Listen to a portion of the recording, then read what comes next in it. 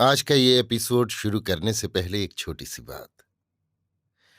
क्या आप भी अपना पॉडकास्ट बनाने की सोच रहे हैं? तो एंकर ट्राई कीजिए। ये पॉडकास्ट बनाने का सबसे आसान तरीका है।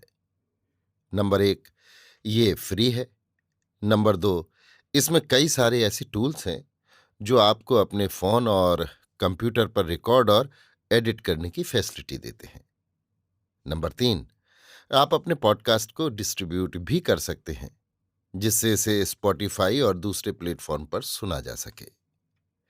तो डाउनलोड कीजिए फ्री एंकर ऐप या विजिट कीजिए anchor.fm पर अपना पॉडकास्ट स्टार्ट करने के लिए। ये तो थी एक छोटी सी जानकारी, और अब शुरू करते हैं एपिसोड का सिलसिला। तो आज के एपिसोड में लीजिए सुनिए विश्वंभर नाथ शर्मा कौशिक की लिखी कहानी हिंदुस्तानी, मेरी यानी समीर गोस्वामी की आवाज में। खां साहब को रंग में शराबोर देखकर उनका नौकर गफूर बोला, हुजूर ये रंग कैसा? खां साहब ने उत्तर दिया, भाई क्या कहूं, किशोरीलाल के यहां बैठा हुआ था, वहीं एक साहब ने धोखे से मुझ पर डाल दिया। गफूर, कौन मरदूत था? खुदा की कसम, अगर बाबू किशोरीलाल के घर की बात न होती तो अभी जाके टांगे चीर डालता मरदूत की। वो भी क्या याद करता कि किसी के साथ होली खेली थी। खां साहब मुस्कुरा कर बोले, अरे भाई, उन्हें ये मालूम होता मैं मुसलमान हूं तो वो कभी ऐसी हिम्मत न करते। किशोरीलाल ने उन्हें बहुत कायल माकूल किया। वो बेचारे भी बड़े शर्मिंदा हुए, माफी वाफी मांगने लगे। गफूर, तो हुजूर स्नान करके कपड़े बदल डाले? हाँ, गुस्ल कर डालूंगा। ये कहते हुए खां साहब घर के भीतर चले गए। घर में पहुंचते ही पहले पत्नी से भेंट हुई। वो खां साहब को इस रंग में देखकर झुंझलाकर बोली, हुई, आज ये क्या सूरत बनाई है? हिंदुओं के साथ बैठकर होली भी खेलने लगे? खां साहब, माशा अल्लाह, तुम भी क्या बातें करती हो। खां साहब की पत्नी ने कहा, तो आखिर ये सूरत कैसे बनी? खां साहब, बाबू किशोरीलाल के यहां बैठा था, एक साहब ने औरों पर रंग छोड़ा, धोखे से मुझ पर भी डाल दिया।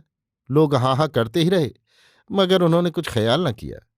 जब उन्हें मालूम हुआ कि मैं मुसलमान हूं तो बेचारे बहुत शर्माए। पत्नी, तो तुम्हें आजकल ऐसी जगह जाने ही की क्या जरूरत थी? होली के दिनों में तो हिंदुओं पर शैतान सवार रहता है। खां साहब, शैतान सवार रहता है गंवारों पर, यह तो एक इत्तफाकिया बात थी। पत्नी, किशोरीलाल के घर में मुझे इन दिनों कई बार बुलाया, मगर मैं इसी डर से नहीं गई। वो बेचारी तो हमारी मजहबी बातें जानती हैं, मगर उनके यहाँ इधर उधर की मस्तानियां जमा होती हैं। वे इतना उधम मचाती हैं कि तौबा, अपने आगे किसी की सुनती ही नहीं। खां साहब, उनका तो त्यौहार है, उनके यहाँ तो रंग खेलना जरूरी बात है। पत्नी, तो उनके यहाँ हुआ करे, हमारे यहाँ तो नहीं है। खैर, जो हुआ सो हुआ, अब गुस्ल कर डालो, कपड़े तो बर्बाद हो ही गए, ये रंग भला अब क्या छूटेगा। खां साहब, कच्चा होगा तो छूट जाएगा। ये कहकर खां साहब अपने कमरे में चले गए। खां साहब की सज्जनता को सब मानते थे। उनके सब से मिलजुल कर रहने के स्वभाव ने क्या हिंदू और क्या मुसलमान, सबको उनका शुभचिंतक बना रखा था। विशेषतः बाबू किशोरीलाल तो खां साहब के व्यवहार से इतने प्रसन्न थे कि वो खां साहब को अपना सच्चा मित्र समझते थे। वो प्रायः अपने मित्रों से कहा करते थे कि यदि आज तक मुझे कोई ऐसा व्यक्ति मिला है जिसमें धार्मिक द्वेष छू नहीं गया, तो वो हमारे मोहल्ले के अब्बास अली खां हैं। यह असंभव था कि कोई खां साहब को बुरा कहे और किशोरीलाल चुपचाप सुना करें। प्रायः ऐसा होता था कि खां साहब के लिए किशोरीलाल उनसे लड़ पड़ते थे, जिनकी राय को वो सदैव शिरोधार्य करने के लिए प्रस्तुत रहते थे। जब खां साहब को उनकी इस प्रकार लड़ने की बात ज्ञात होती थी तो कुछ मृदु हास्य मिश्रित अप्रसन्नता के साथ कहा करते, भाई किशोरीलाल, तुम्हारी ये आदत मुझे पसंद नहीं। तुम बिला वजह मेरे पीछे लड़ते फिरते हो। आखिर तुम इस लड़ाई झगड़े से मिलता क्या है? ख्वाह किसी से दुश्मनी पैदा करना कौन सी अक्लमंदी है? किशोरीलाल इसके उत्तर में उत्तेजित होकर कहते थे, खां साहब, आपकी कोई शख्स बुराई करे और मैं खामोश सुना करूं? मुझसे तो यह हरगिज नहीं हो सकता कि लोग आपकी जात पर हमला करें और मैं चुप रहूं। खां साहब हंसकर कहते, भाई तुम्हारा लड़कपन नहीं जाता, ये अफसोस की बात है। अरे मियाँ, किसी के हमला करने से होता ही क्या है? मैं तो जैसा हूं, खुदा के फजलो करम से वैसा ही रहूंगा। लोग अपना दिल खुश करते हैं, करने दो। अगर मेरी बुराई करने से किसी का दिल खुश होता है, किसी को नफा पहुंचता है, तो क्या हर्ज है? मगर तुम्हें मैं सलाह नहीं देता कि तुम मेरे लिए तमाम जमाने से दुश्मनी मोल लेते फिरो। इस पर किशोरीलाल निरुत्तर होकर कह दिया करते थे, आपका फरमाना वजह व दुरुस्त है, मगर करूं क्या, मेरी तबीयत नहीं मानती। किशोरीलाल का मकान खां साहब के निकट ही था, अतएव कभी किशोरीलाल खां साहब के यहाँ और कभी खां साहब किशोरीलाल के पास जा बैठते थे। दोनों घरों की स्त्रियों में परस्पर मेल था और घर में आना जाना भी रहता था। होली दिवाली पर किशोरीलाल खां साहब के यहाँ मिठाई भेजा करते थे और ईद बकरीद पर खां साहब किशोरीलाल के यहाँ। खां साहब के एक पुत्र थे जिनका नाम बशीर अहमद खां था। वो अलीगढ़ कॉलेज में शिक्षा प्राप्त कर रहे थे। इस वर्ष 4th ईयर की परीक्षा देकर घर आए हुए थे। उन्हें खां साहब का हिंदुओं के साथ इस प्रकार मिलना जुलना बड़ा बुरा मालूम पड़ता था।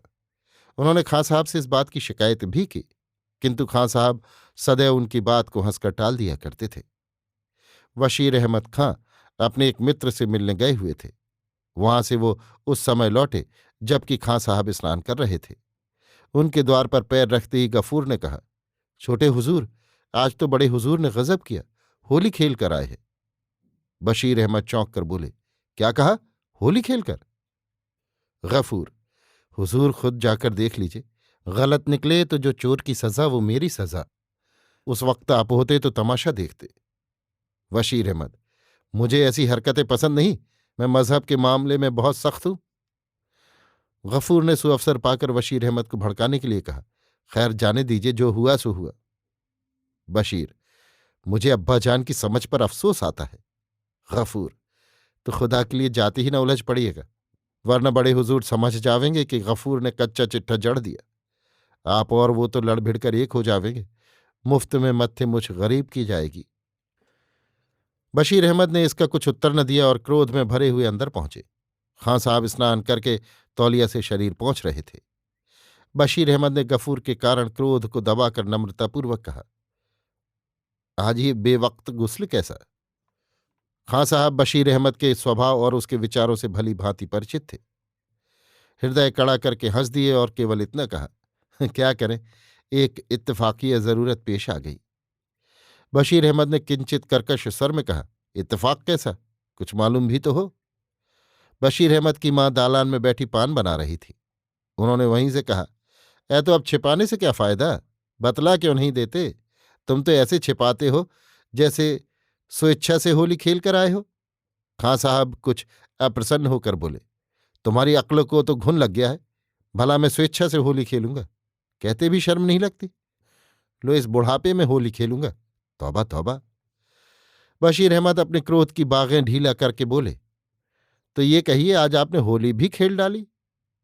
खां साहब घबरा कर बोले, बेटा तुम भी इनकी बातों में आ गए, औरतें तो नासमझ होती हैं, क्या तुम्हें मुझसे उम्मीद है कि मैं होली खेलूंगा? बशीर, अब्बाजान कसूर मुआफ हो, आपके मिजाज से ये बात कुछ दूर नहीं है। खां साहब, लाहौल बला कुव्वत, क्या कुफ्र बकते हो? बशीर, जब आप ही कुफ्र के सहायक हो रहे हैं तो मैं अगर कुफ्र बकूं तो क्या गुनाह है? खां साहब, भाई पूरी बात भी सुनोगे, अपने ही कहे जाओगे। किशोरीलाल के यहां मैं बैठा हुआ था, वहां उनके एक दोस्त आए। उन बेचारों को ये ना मालूम था कि मैं मुसलमान हूं, धोखे से मुझ पर भी रंग डाल दिया। अब तुम ही बताओ, इसमें मेरा क्या कसूर है? कसूर उनका भी नहीं, उन्हें मेरे मुसलमान होने का इल्म ही न था। बशीर, कसूर सरासर आपका है, आप अपनी वेश ऐसी क्यों रखते हैं जिससे धोखा हो? अम्मी जान, उस रोज मेरे दोस्त अहमद मिर्जा आए थे। उन्होंने दबी जबान से कहा था, भाई बशीर, बुरा न मानना, तुम्हारे वालिद साहब आधे हिंदू हैं। अल्लाह जानता है, उस वक्त में शर्म के मारे पानी पानी हो गया। मेरे मुंह से जवाब न निकला, और जवाब हो ही क्या सकता था, उनके सामने तो मिसाल मौजूद थी।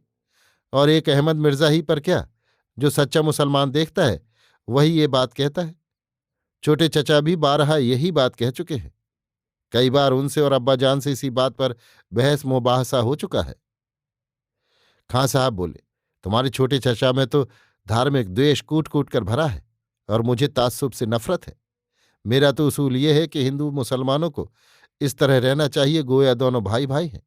रहा मजहब, उसके लिए इतना काफी है कि दोनों अपने अपने मजहब पर कायम रहें। बशीर, सुभान अल्लाह, क्या अच्छा उसूल है।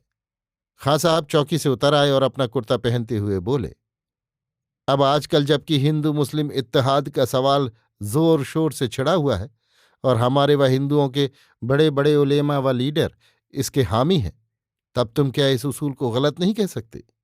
बशीर, मैं कहता हूं सब फिजूल है। हिंदू मुस्लिम यूनिटी का सवाल एक ऐसा सवाल है जो कभी हल नहीं हो सकता। इस्लाम कभी कुफ्र का शरीक नहीं हो सकता। खां साहब, अगर हम लोगों को हिंदुस्तान में रहकर आज़ादी हासिल करना है तो ऐसा जरूर करना पड़ेगा। बशीर, मैं पूछता हूं कि क्या हिंदू आपकी शिरकत तस्लीम करेंगे? हिंदू मुस्लिम यूनिटी के सवाल में सबसे ज्यादा उलझन हिंदुओं की जानिब से पैदा की जाती है। जरा गौर तो कीजिए कि हम लोग तो हिंदुओं के घर का पका हुआ खाना खा लें और वो हमारे छुए हुए बर्तन में पानी तक न पिए। अभी उस रोज रेल में जिस बर्थ पर मैं बैठा हुआ था उस पर एक हिंदू भी बैठे हुए थे। उन्होंने इटावा के स्टेशन पर पूरियां खरीदी। ऊपर के बर्थ पर मेरी शेरवानी रखी थी। उसका एक कोना लटका हुआ था। इत्तेफाक शेरवानी का कोना पूरियों के दोनों से छू गया। बस उन्होंने फौरन पूरियां फेंक दी, दूसरी खरीदी। बाखुदा मेरी आंखों से खून उतर आया। मैंने उसी समय ये प्रण कर लिया कि मैं भी कभी किसी हिंदू की छुई चीज न खाऊंगा। अगर खाऊंगा तो सिर्फ उस हिंदू की चीज जिसको मेरी छुई हुई चीज खाने से परहेज न होगा। जो लोग हम लोगों से इतनी नफरत करते हो, भला उनसे हम किस तरह मिल सकते हैं? बशीर अहमद की माता बोली, बेटा ये बात तो तुमने खूब कही। सच कहती हूं, मुझे भी ये बात बड़ी बुरी लगती है। मैं जब किशोरीलाल के यहां जाती हूं और वो कोई चीज देती हैं तो इस तरह जैसे अपने हिसाब किसी मेहतरानी को दे रही हूं, दूर से। कुछ खिलावेंगी तो अलग बिठाकर। मुझे बड़ी शर्म मालूम होती है, मगर करूं क्या, जब्त करती हूं। मुझी आंखों की मोहब्बत से सहना पड़ता है। सोचती हूं कि इन लोगों के यहां ऐसा ही दस्तूर है, ये बेचारी क्या करे? बशीर, मेरे कहने का और मतलब क्या है? मैं भी तो यही कहता हूं। हम लोग अपना कायदा क्यों छोड़े? ताली दोनों हाथों से बजती है। अब खां साहब निरुत्तर हो गए। मनुष्य स्वभाव के अनुसार उन्हें हृदय में ये बात स्वीकार करनी पड़ी। उन्होंने इसकी सच्चाई को महसूस किया। बोले, तुम्हारी दलीलें ठीक हैं, मगर चारा ही क्या है? ये बात तो प्राचीन काल से चली आ रही है, कोई नई बात नहीं। इसे वो लोग कैसे छोड़ सकते हैं? बशीर, तुम माफ कीजिए, हमारे यहां भी जो बात सलफ से चली आ रही है उसे हम भी नहीं छोड़ सकते। बशीर की माता बोली, ऐ तो इस बहस मुबाहिसे से क्या हासिल? मुफ्त की ठाएं ठाएं। बशीर बेटा जाओ, तुम कपड़े बदलो। मुझे इन बातों से नफरत है। एक बात को लेकर घंटों रहना। जो हुआ सो हुआ। बशीर, हाँ जो हुआ सो हुआ, लेकिन आइंदा ख्याल रहे। ये कहकर बशीर अपने कमरे में चले गए। हुजूर, बाबू किशोरीलाल के यहां से मिठाई आई है। खां साहब घर में थे नहीं। बशीर अहमद गफूर की बात सुनते ही बाहर निकल आए और गफूर से बोले, कौन लाया है?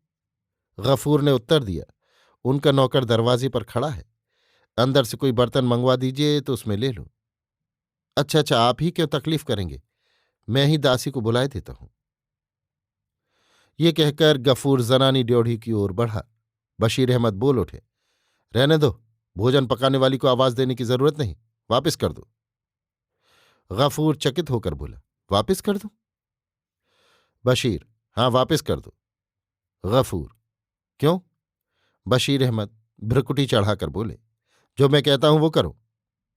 गफूर, गुलाम की क्या मजाल जो आपका हुक्म टाले, मगर बड़े हुजूर सुनेंगे तो बहुत नाराज होंगे। बशीर, तुम तो मेरे हुक्म की तामील कर रहे हो, जिम्मेदारी तो मुझ पर है।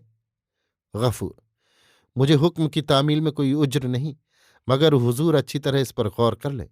बड़े हुजूर की और बाबू किशोरी। बशीर, हाँ हाँ ये सब मुझे मालूम है, पर कोई परवाह नहीं, वापस कर दो। गफूर, जैसी हुजूर की मर्जी। ये कहकर चला गया। थोड़ी देर पश्चात लौटकर बोला, वापस कर दी, मगर गुस्ताफी मुआफ। हुजूर ने गजब किया। बाबू किशोरीलाल को बड़ा सदमा होगा। बशीर, होने दो, ये लोग इसी काबिल हैं, हमारा और उनका मेल क्या? गफूर, ये बात तो हुजूर एक बार फिर कहें, रात और दिन का भी कहीं मेल हुआ है? स्याही और सफेदी भी कहीं एक हो सकती है? बशीर, अब्बाजान हिंदुओं से शीरो शकर होना चाहते हैं, मगर मैं ये कहता हूं कि ये बात गैर मुमकिन है। गफूर, क्या बात कही है हुजूर ने, वल्लाह कसम है दादी जान की। यही बात कई बार मेरे दिल में आई, मगर हुजूर जबान पर लाने की हिम्मत न पड़ी। काहे से कि हुजूर मेरी बिसात क्या, टके का आदमी, पढ़ा लिखा भी कुछ नहीं। हुजूर की जूतियों के सदके में आध सिर आटे से लगा हुआ हूं। खुदा बख्शे, अब्बाजान से बहुतेरा चाहा, लाख लाख कोशिश की, मगर हमें न पढ़ना था न पढ़े। घर से वस्ता दबाया, स्कूल के लिए चले और परेड पर आकर डट गए। दिन भर गुल्ली डंडा खेला, पतंगे उड़ाई। शाम हुई और घर जा पहुंचे। सो हुजूर जैसा किया वैसा भुगत रहे हैं। मगर खुदा का लाख लाख शुक्र है कि हुजूर की जूतियों के तुफैल में रोटी कपड़ा मिल जाता है। मगर देखिए आज बड़े हुजूर की और आपकी कैसी निपटे। कसम कुरान की, सुनते ही आग बबूला हो जाएंगे। बशीर, देखा जाएगा। ये कहकर बशीर अहमद मकान के अंदर चले गए। 2 घंटे पश्चात जब खां साहब लौटे तब उन्हें ज्ञान हुआ कि किशोरीलाल के यहाँ से मिठाई आई थी, परंतु बशीर अहमद ने लौटा दी। सुनते ही खां साहब का मुख रक्तवर्ण हो गया। बोले, किसके हुक्म से वापस की गई? बशीर अहमद सामने आकर बोला, ये गुस्ताखी मुझसे हुई। खां साहब, तुमने ऐसा क्यों किया? बशीर, इसलिए कि मैं उनसे किसी प्रकार का ताल्लुक नहीं रखना चाहता और आपसे भी ऐसा करने की इस्तदुआ करता हूं। खां साहब, तो तुम्हारी मंशा ये है कि मैं इस बुढ़ौती में किसी को मुंह दिखाने के काबिल न रहूं? बशीर, हरगिज नहीं, खुदा न करे। खां साहब, क्यों नहीं? किशोरीलाल अपने जी में क्या कहेंगे और जो कोई सुनेगा वो क्या कहेगा? बशीर, जमाने के कहने की परवाह करना फजूल है। अलबत्ता किशोरीलाल की नाखुशी का मैं जिम्मेदार हूं। जब कुछ कहे तो आप सारा कसूर मेरे सर पर डाल दीजिएगा। मैं उनसे बातचीत कर लूंगा। अगर इसके बाद भी वो मेरी इस हालत को नामुनासिब समझे तो मैं कसूरवार। खां साहब का क्रोध इस तर्क के सामने, जो अत्यंत शिष्टता तथा नम्रतापूर्वक उपस्थित किया गया था, व्यर्थ हो गया। उन्होंने सोचा जो होना था वो तो हो ही गया। बशीर भी कोई नासमझ बच्चा नहीं, सुशिक्षित है, मेरी बदनामी न चाहेगा। इसने अवश्य कोई बचत का मार्ग रखा होगा। ये सोचकर खां साहब ने अपना बड़प्पन स्थिर रखने के लिए कहा, कुछ भी हो, तुम्हारी ये नशाई आस्था हरकत मुझे बहुत नागवार गुजरी, और अगर तुम अपनी गुफ्तगू से बाबू किशोरीलाल का दिल साफ ना कर सके तो मुझे सख्त सदमा होगा। ये कहकर खां साहब कमरे में चले गए। शाम को बाबू किशोरीलाल खां साहब के पास दौड़े आए और आते ही कहा, अजी खां साहब, ये क्या बात है? आपने मिठाई क्यों लौटा दी? ये बात क्या है? मुझसे क्या कसूर हुआ? मैं तब से एक उलझन में हूं, कारण समझ में नहीं आता। खां साहब लज्जित होकर बोले, भाई किशोरीलाल, बाखुदा मैं मकान पर मौजूद न था। मेरी नामौजूदगी में बशीर ये गुस्ताखी कर बैठा, खुदा जाने क्यों। इसकी जवाबदेही उसी पर है। बैठो, अभी उसे बुलाता हूं। गफूर को बुलाकर, गफूर जरा बशीर को बुला देना। क्या कहूं, मुझे भी बड़ा ताज्जुब हुआ, गुस्सा भी बहुत आया, मगर बशीर ने कहा कि वो तुम्हें इसकी वजह समझा देगा, इसलिए गुस्सा रोके बैठा हूं। क्या कहूं, बराबर का बेटा है और फिर लिखा पढ़ा, उसकी बात भी सुन लेना चाहिए, देखो क्या कहता है। किशोरीलाल, बशीर मुझसे क्यों नाराज हो गए? मैंने तो उनकी। किशोरीलाल की बात पूरी होने के पहले ही बशीर अहमद आ गए।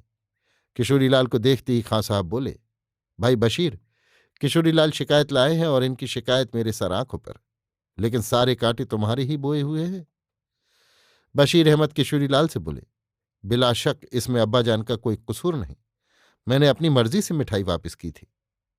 किशोरीलाल ने कहा, मगर इसकी वजह?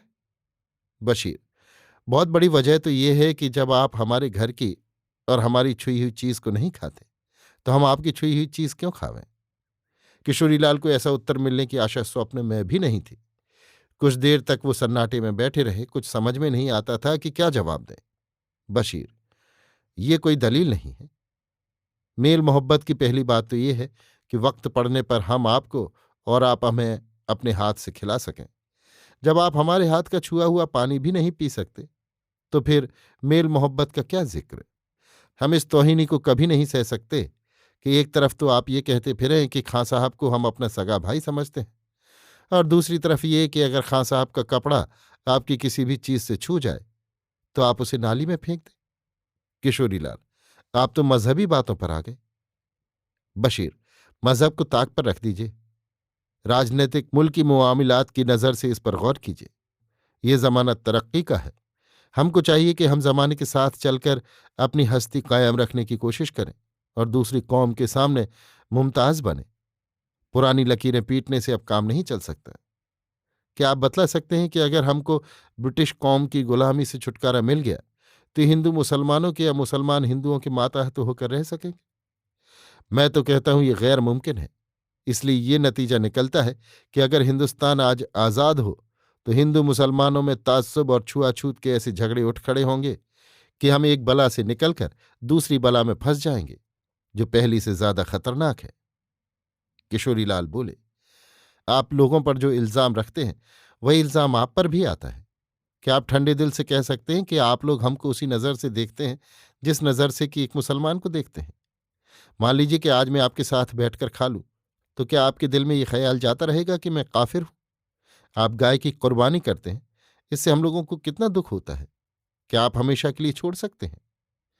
ये तो मजहबी बात हुई, मुल्की बात यह है, आप हिंदुस्तान में पैदा हुए, हिंदुस्तान के अन्न से पले, हिंदुस्तान में रहते हैं, लेकिन आपकी मुल्की दिलचस्पी टर्की के साथ रहती है।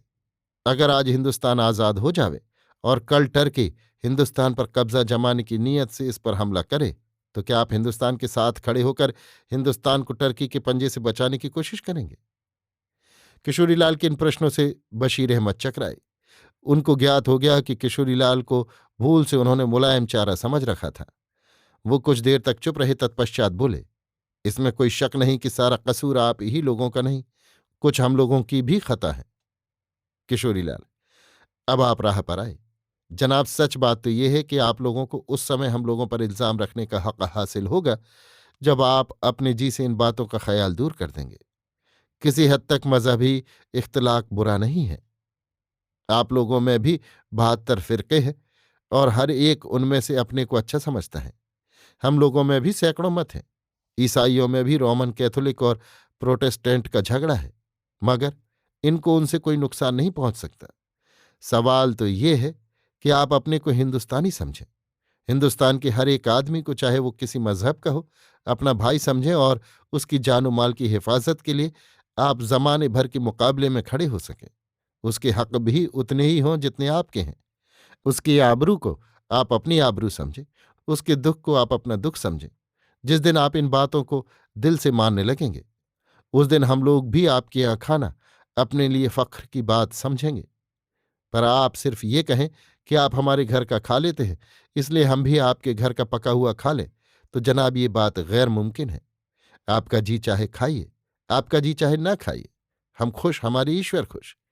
जब आप अपनी चाल नहीं बदलते तो हम क्यों बदलें? बशीर अहमद बहुत लज्जित हुए।